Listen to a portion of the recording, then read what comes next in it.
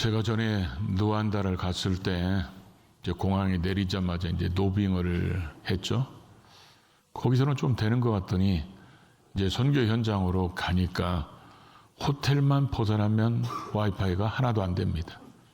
돌아다니는 지역이 거의 다 해발 2,500-600m 되니까 이게 뭐 오늘은 이쪽, 내일은 이쪽 이렇게 가니까 와이파이가 하나도 안 돼가지고 얼마나 답답한지. 제가 그때 생각난 게 이럴 거면 뭐로 노빙했을까? 그래가지고 제가 본래 어디서 뭘 따지거나 뭐 이런 거 항의하거나 이런 본래 스타일이 아닌데 제가 와서 통신사에 전화했어요. 이렇게 해놓고 요금 다 받는 건 날로 먹는 거 아니냐. 그렇게 전화를 했더니 뭐 어쩔 수 없다는 거예요. 자기들은 뭐 거기 현지 사정을 잘 모르니까. 그때 제가 거기 있으면서 이게 이제 계속 와이파이가 안 되니까 물 열어볼 수가 없잖아요. 그럴 때 이제 진짜 처음에는 무지하게 답답하더니 갑자기 이런 생각이 들었어요. 야, 하나님과 소통이 안 되면 얼마나 답답할까? 내가 지금 하나님과 소통이 잘 되고 있는가? 내가 기도하면 하나님이 응답하시고 찬양 속에서 말씀 속에서 내 삶 속에서 하나님과 지금 늘 소통하며 살아가고 있는가? 그런 거에 대한 아주 귀한 교훈을 깨닫는 시간이었습니다. 오늘 본문을 보면 하나님과의 소통이 점점 사라져가는 엘리라는 사람과 이제 어린아이가 말을 배우는 것처럼 하나님과 소통을 하나씩 배워감으로 이제 하나님과 소통이 잘 돼서 하나님의 말씀을 들을 수 있게 되고 그 말씀 여호와께서 이르시되 그 이르시는 말씀을 들어서 이스라엘 민족의 위대한 역사를 써가는 사무엘과 비교되는 말씀을 우리가 오늘 본문에서 읽었습니다. 하나님과 이렇게 연결이 되니까 하나님께서 말씀하시는 것이 들리게 되고 그 말씀하신 대로 순종하니까 하나님의 아름다운 도구로 쓰임받는 이런 모습을 보면서 오늘 우리가 신앙생활하는데 우리는 엘리 스타일에 가까운 신앙생활을 하고 있는지 아니면 사무엘 같은 이런 스타일로 신앙생활하는지 우리를 돌아볼 필요가 있다는 거죠. 오늘 먼저 우리가 1, 2절을 같이 읽어볼까요? 이 사무엘이 엘리 앞에서 여호와를 섬길 때에는 여호와의 말씀이 희귀하여 이상이 흔히 보이지 않았더라. 엘리의 눈이 점점 어두워가서 잘 보지 못하는 그때 그가 자기 처소에 누웠고 그랬습니다. 엘리 제사장에게 이미 2장에서 하나님께서 익명의 선지자를 보내셔서 엘리 가문의 몰락을 이미 예언하셨습니다. 그런 이 엘리 제사장이 그런 속에서 어떻게 하나님과의 다시 관계를 회복하거나 또 하나님과 소통하는 이런 모습이 전혀 보이지 않습니다. 사무엘이 자기가 엘리 제사장이 부른 줄 알고 사무엘이 한 번 오고 두 번 오고 세 번 왔을 때 엘리가 그때 깨닫고 나서 이제 또 그렇게 말씀하시면 여호와여 말씀하옵소서 주의 종이 듣겠나이다 이렇게 하라고 얘기합니다. 그것을 보면 이미 엘리 제사장도 그런 경험이 있었다고 볼 수 있습니다. 자기가 그런 경험이 없었다면 사무엘이 지금 이런 상황이 있을 때 어떻게 해결해야 될지 해결책을 몰랐을 겁니다. 한때는 자기도 그런 여호와의 말씀하시옵소서 종이 듣겠나이다 이렇게 들었던 신앙인데 지금은 그런 모습이 아니었다는 거죠. 신앙은 과거지형적이 되면 안 됩니다. 옛날에는 기도했는데 옛날에는 응답받았는데 내가 옛날에는 이렇게 봉사했는데 옛날의 신앙이 지금 현재 내 신앙과 똑같지 않을 수 있기 때문에 즉 신앙은 언제나 지금 현재가 중요합니다. 그런데 지금 엘리 제사장은 눈이 점점 어두워졌다는 것은 그가 신체적으로 쇠약했을 뿐만 아니라 영적으로 굉장히 퇴보하고 있었다는 것을 의미하고 있습니다. 그런데 이 시대가 엘리 제사장이 이런 모습이었기 때문에 그 시대를 평가하는 두 가지가 기록되어 있죠. 하나는 여호와의 말씀이 희귀하다. 희귀하다는 말은 아주 드물다. 그리고 보배롭다. 또 귀중하다. 이런 얘기인데 우리가 예를 들어서 뭐 수백억씩 나가는 다이아몬드가 있다. 이런 건 굉장히 흔한 게 아니잖아요. 아주 값진 보석은 찾기가 어렵죠. 귀하죠. 그런 것처럼 하나님의 말씀이 희귀하다는 것은 하나님의 말씀을 쉽게 들을 수 없는, 쉽게 들려지지 않는 이런 시대였다는 겁니다. 그것은 하나님이 말씀하지 않아서 그런 게 아니라 하나님의 말씀을 들을 수 있는 사람, 들을 준비가 된 사람들이 없는 영적인 암흑 시대가 되었다는 것을 의미하는 것입니다. 이상이 흔히 보이지 않았더라. 이 이상을 킹제임스 버전에서는 비전이라고 이렇게 해석했는데, 이게 말씀이 희귀하고 이상이 흔하지 않았다. 이것은 영적인 절망적인 상태라는 것을 의미합니다.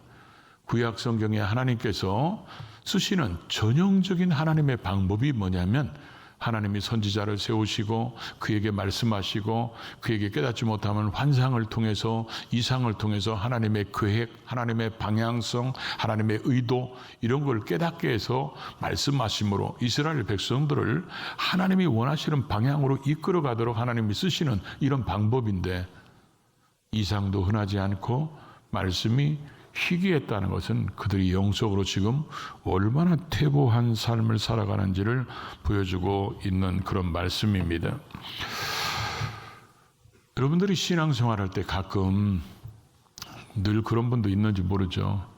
영적으로 답답하고, 지금 왜 하나님이 내 기도에 응답하지 않으시지?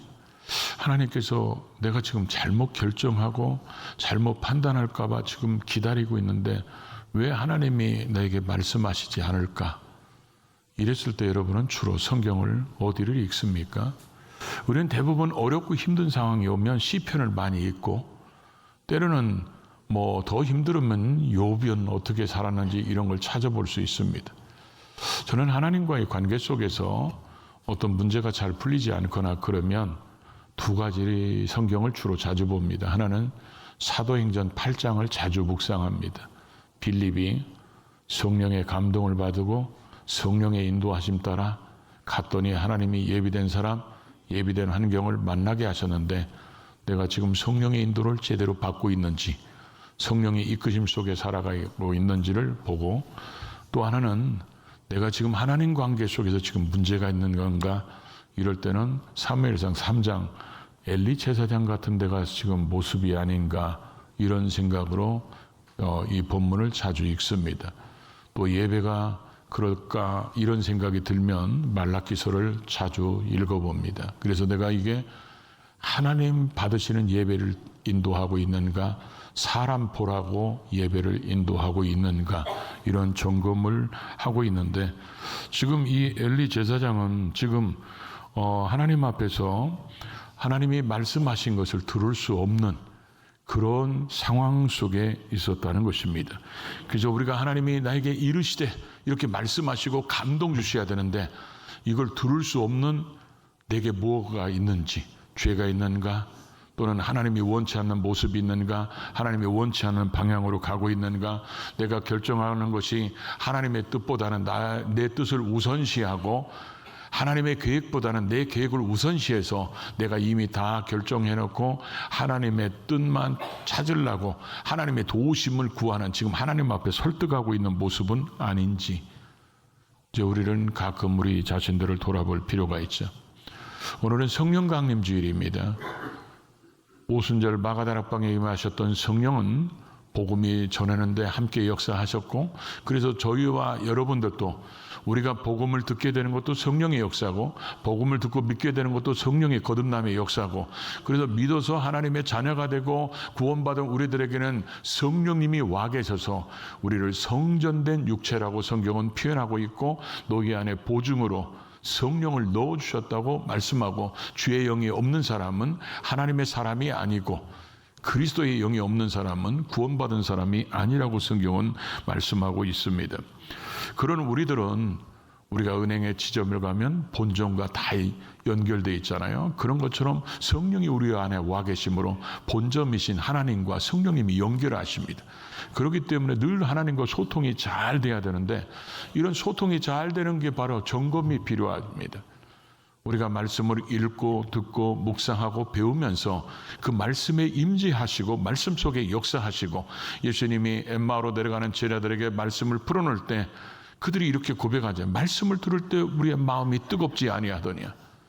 그래서 이런 영적인 체험, 말씀 속에서 하나님의 그런 놀라운 은혜와 역사, 감동, 이런 것들을 경험하는, 말씀이 살아있는 하나님의 말씀인 이런 경험을 해야 되는지, 우리가 그런 걸 지금 맛보고 있는지, 때로는 우리의 기도 속에서 그냥 기도가 마치 나 혼자만 독백하고, 아니면 마치 무슨 녹음기 틀어놓은 것처럼 그냥 레파토리가 똑같이 녹음한 틀어놓은 것처럼 그렇게 기도만 하고 있는지, 아니면 정말 그 기도 속에서 하나님과 교제하며 친밀하게 옆에 사람과 대화하는 것처럼 하나님과 그렇게 깊은 대화를 하고 하나님이 말씀하시고 나는 대답하시고, 그래서 기도를 통해서 하나님과 깊은 교제가 일어나고 있는지, 우리가 찬양을 하나님께 드리면서 그 찬양 속에 임하시는 성령의 감동 때문에 우리가 뭐 머리 때린다 해서 눈물 나는 게 아니잖아요.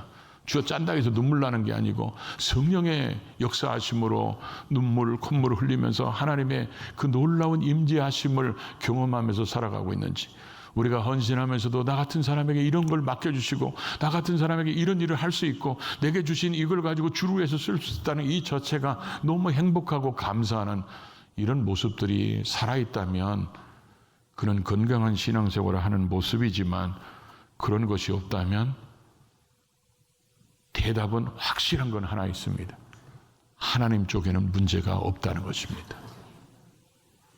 왜냐하면 지금 이런 영적인 태보 상태에도 성경은 뭐라고 표현합니까? 아직 여호와의 등불은 꺼지지 않았다는 겁니다. 하나님께서 차단하지 않았다는 거예요. 그러니까 그런 상태에서 우리가 하나님을 찾고 의지해야 되는데, 왜 엘리 제사장은 점점 눈이 어두워지고 자기 자식들이나 가문을 하나님이 몰락하게 했다고 그랬을지라도 엘리 제사장은 왜 그때에 이 문제를 해결하려는 어떤 노력과 흔적도 보이지 않는다는 것입니다.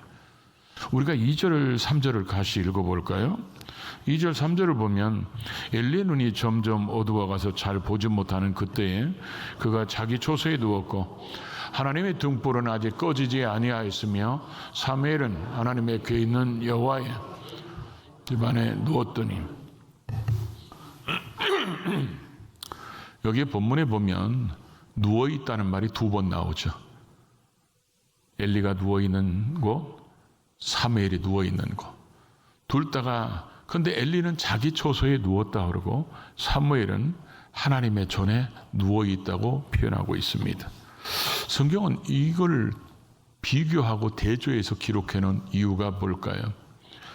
우리는 하나님께서 지금 엘리 제사장의 눈이 점점 어두워졌다고 표현하는 것은 그가 점점 나이 들어서 쇠약해져가 있다, 그걸 의미하려고 말씀하는 게 아닙니다.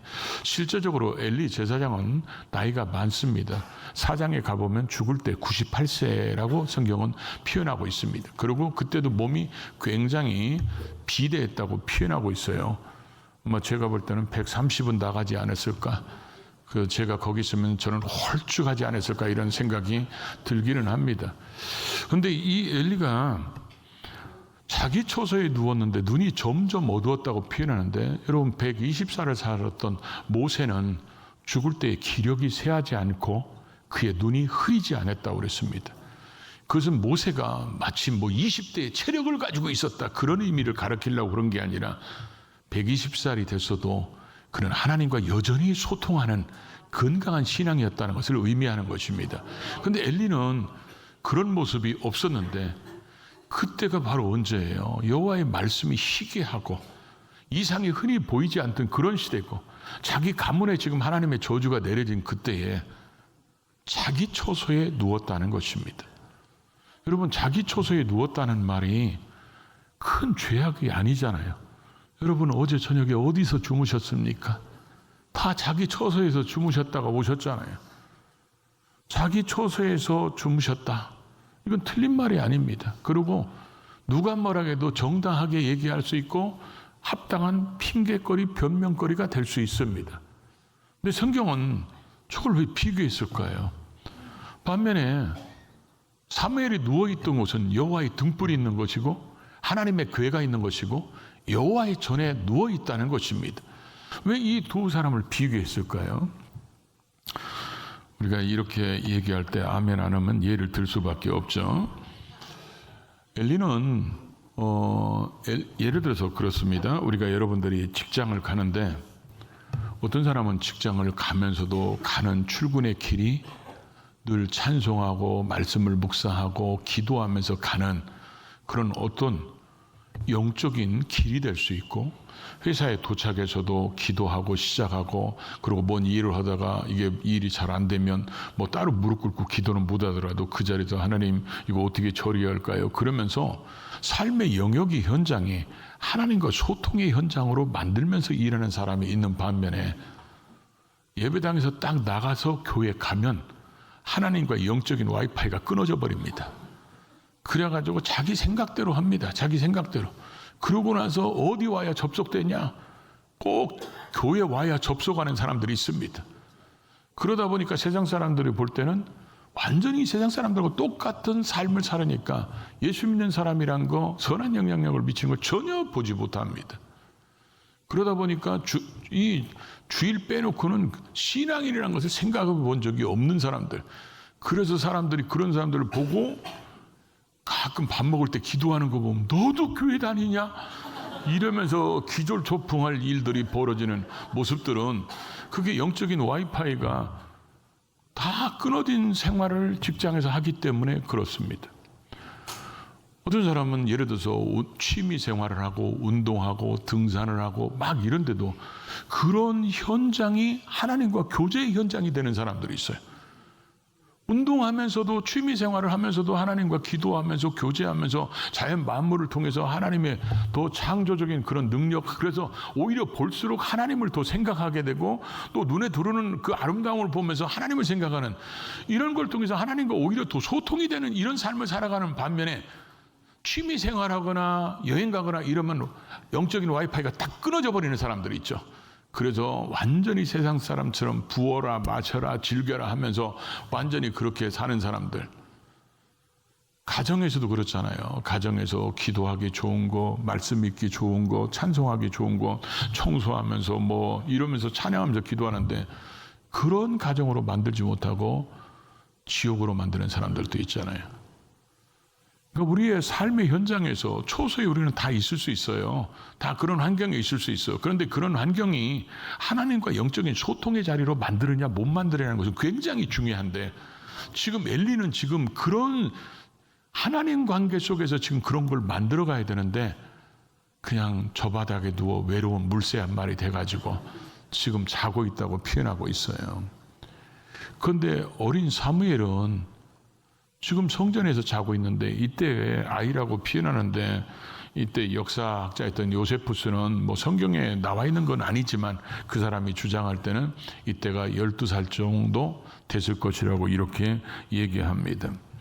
근데 우리는 핸드폰을 딱 켜보면 와이파이가 접속되면 그 신호 세기가 다 표시되잖아요. 점 찍고 하나, 둘, 셋, 넷. 그래서 이제 이 속에는, 지금 핸드폰 속에는 와이파이 신호 세기를 감지하는 기능이 있으니까 지금 그렇게 표시된 거 아니에요. 제가 이걸 보면서 어떤 기도 제목이 나왔냐면, 하나님 그런 거 하나 천국에서 좀 내려주면 안 될까요? 여기서 딱 비춰봐가지고 어떤 성도가 와이파이 강도가 하나님과의 관계가 센지, 그래서 4개로 붙여, 이게 5G로 연결되어 있는지, 아니면 어떤 사람은 한 칸, 2칸 돼 있는데 어떤 사람은 그냥 들어왔다 나갔다 접촉 셋도 안 됐다는 사람이 있고, 어떤 사람은 차단된 사람이 있어. 차단된 사람. 이런 사람은 아멘도 안 하죠. 차단돼 가지고. 그래서 하나님과 아무런 소통이 없어. 그냥 교회 예배당에 와도 접속이 안 돼. 그래가지고 완전히 하나님을 믿고 주님 믿는다고 하는데 신앙은 완전히 하나님 따로 나 따로. 이 사람에게는 내 사전에는 함께라는 말이 없어요. 이런 신앙생활하는 사람들이 있을 수 있다는 거죠. 근데 어쩌면 그렇잖아요. 여호와의 등불이 있고 하나님의 궤가 있고 여호와의 전, 여기는 영적인 어쩌면 신호 세기가 제일 센 데일 수도 있겠죠. 이런 데 있으면서 하나님의 음성을 들으려고 하는 이런 사무엘의 모습을 우리가 보게 된다는 거죠. 그래서 이 사무엘이 결국 하나님의 음성을 듣게 되는데, 이 성경에 이렇게 표현하는 것을 보면 세 번을 부르잖아요. 세 번을 부르는데 첫 번째는 달려갔다고 그랬어요. 달려가고, 두 번째는 가서 이렇게 돼 있어요. 세 번을 가는데, 그러면 세 번 다 달려가야 된다고 그러잖아. 근데 달려가지 않습니다. 이 엘리 제사장이 사무엘이 이렇게 세 번씩 간 것을 보면 엘리 제사장이 지금 누워있는 이 처소가 관사든지 공관이든지 사택이었을 겁니다. 아주 가까이 있었을 거예요. 그런데도 얼마든지 다 피곤해서 누웠어. 이렇게 얼마든지 자기 자신이 그렇게 얘기해도 누가 얘기할 거리가 없는, 어쩌면 완벽한 핑계거리인데도 불구하고 그것이 하나님을 만나는 자리가 되지 못했다는 거예요. 근데 사무엘은 그런 게 아니었다는 거예요. 그래서 사무엘은 하나님께서 세 번씩 부르는데 얼마나 하나님은 듣기를 원하시는지, 얼마나 그 하나님의 음성을 듣기를 원하시면 세 번씩이나 부를까요? 그 사무엘이 가가지고 얘기하는데, 이 엘리가 얼마나 영적인 촉이 없으면 한 번 왔으면 지금 밤에 얘가 왜 왔을까? 누가 불렀다고? 내가 부른 적이 없는데. 그럼 두 번째 왔으면 여기서는 알았어야 돼. 근데 엘리는 눈치를 못 채고 세 번째 가니까 영적인 감이 완전히 얼마나 떨어졌는지 알 수 있는데, 사무엘은 처음에는 달려갔어요. 그랬더니 내가 부른 적 없으니까 가서 누우라고. 두 번째 불렀을 때는 달려가지 않습니다. 가서라고 써 있어요. 근데 그 원어적 의미를 보면 어떤 말이냐면, 도대체 이게 뭐지? 첫 번째 갔는데 사무엘이 부르지 않았다고, 엘리가 부르지 않았다고 그러는데 이 도대체 이게 뭐야?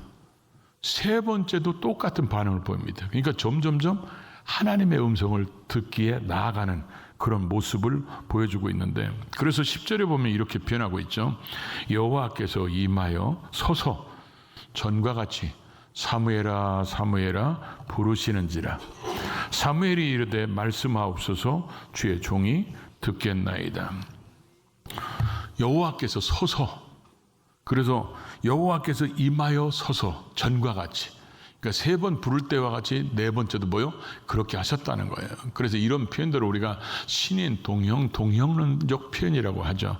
그러니까 하나님께서 우리들에게 말씀하실 때 마치 사람의 손으로 말씀하시는 것처럼, 그 입으로 말씀하시는 것처럼 사람의 그런 행동이나 사람의 감각을 활용하셔서 사람들에게 알아듣게 표현하시는데, 사무엘아 사무엘아 이렇게 불렀어요.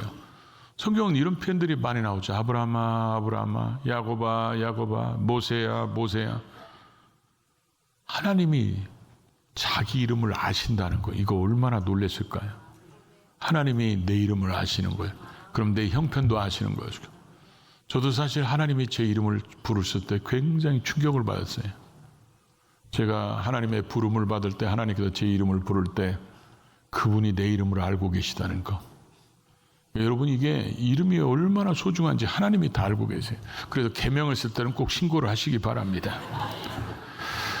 사무엘아 사무엘아 반복해서 부르시는 거예요. 하나님이 하실 말씀이 있기 때문에 말씀하시고 싶으셔서, 하나님이 얼마나 하고 싶으면 들을 사람이 없으니까 사무엘에게 너가 들어야 된다, 네가 들어서 내가 하는 일을 네가 해야 된다, 이렇게 말씀하시는 하나님의 마음을 엿볼 수 있는데, 그래서 11절에 보면 뭐라고 그랬어요? 여호와께서 사무엘에게 이르시되. 이때부터 이제 하나님의 음성이 들리기 시작한다는 거예요.